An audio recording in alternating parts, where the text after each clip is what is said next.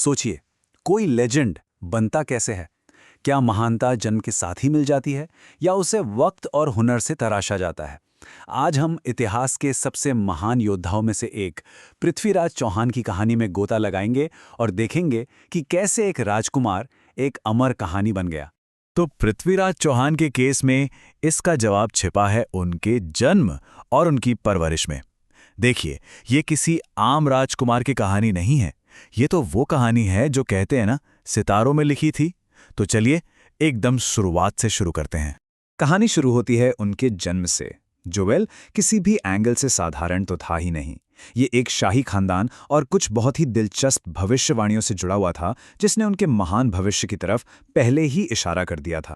तो देखिए, पृथ्वीराज का जन्म हुआ था दो बहुत पावरफुल राजवंशों के मेल से। उनके पिता थे चाहमान राजा सोमेश्वर और उनकी मां थी कलचुरी राजकुमारी कर्पूर देवी। और मजे की बात यह है कि उनका जन्म गुजरात में हुआ। क्यों? क्योंकि उनके पिता खुद चालुक्य दरबार में पले बड़े थे। तो ये जो राजनीतिक और सांस्कृतिक माहौल था, इसने उनकी शुरुआती जिंदगी पर गहरा असर डाला। और यहाँ एक और मजेदार फैक्ट है। पता है, किसी भी पुराने टेक्स्ट में उनके जन्म का एकदम पक्का साल नहीं लिखा है। तो इतिहासकारों ने क्या किया?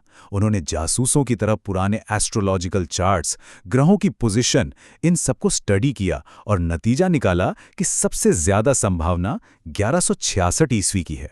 पृथ्वीराज विजय जैसे ग्रंथ बताते हैं कि जब वो पैदा हुए तो आसमान में तारे सितारे एक बहुत ही शुभ पोजीशन में थे। और ये सिर्फ कोई पोएटिव बात नहीं थी, ये एक पक्का यकीन था कि उनकी किस्मत, उनकी डेस्टिनी, वो तो जन्म से ही तय थी। लेकिन देखिए, एक अच्छी शुरुआत तो बस शुरुआत होती है ना? एक लेजेंड बनने के लिए तो बहुत कुछ चाहिए। राजकुमार पृथ्वीराज को एक ऐसी एजुकेशन की जरूरत थी जो उनकी किस्मत से मैच कर सके, एक ऐसी ट्रेनिंग जो सिर्फ लड़ाई के मैदान तक सीमित ना हो। जरा इस लिस्ट पर नजर डालिए। मतलब बात सिर्फ तलवार और भाले की नहीं थी। उनकी ट्रेनिंग में हिस्ट्री थी, मैथ्स, मेडिसिन, यहाँ तक कि आर्ट और फिलॉसफी भी। ये तो एक कंप्लीट रूलर बनाने का कोर्स था। कोई ऐसा जो सिर्फ लड़े नहीं बल्कि राज कर सके, इलाज कर सके और चीजों को समझ भी सके। लेकिन इन सब स्किल्स के बीच एक स्किल ऐसी थी जिसमें वो लेजेंडरी थे, और वो थी धनुर्विद्या, आर्चरी। जितने भी पुराने टेक्स्ट्स हैं, सब एक बात पर सहमत हैं कि तीरंदाजी में उनका कोई सानी नहीं था, और यही स्किल आगे चलकर उनकी पहचान बनने वाली थी। अब जब हम उनके स्किल्स की बात करते हैं ना, तो हम एक बहुत ही क्लासिक हिस्टोरिकल प्रॉब्लम पे आ जाते हैं कि फैक्ट क्या है और कहानी क्या है। और पृथ्वीराज जैसे बड़े किरदारों के साथ सच और कहानी को अलग करना हमेशा आसान नहीं होता। इसका एक परफेक्ट एग्जाम्पल है उनकी लैंग्वेजेस की नॉलेज। एक टेक्स्ट पृथ्वीराज विजय कहता है कि वो 6 भाषाएं जानते थे, लेकिन दूसरा टेक्स्ट पृथ्वीराज रासो इस नंबर को सीधे 14 तक ले जाता है।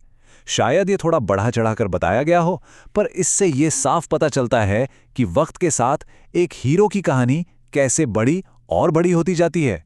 तो एक बात तो एकदम क्लियर है, पृथ्वीराज को सिर्फ जंग के लिए तैयार नहीं किया गया था। वो एक वॉरियर थे, बिल्कुल थे, लेकिन साथ ही एक स्कॉलर, एक थिंकर भी थे। उन्हें सिर्फ एक राज्य जीतना नहीं सिखाया गया था, बल्कि उसे लीड करना भी सिखाया गया था।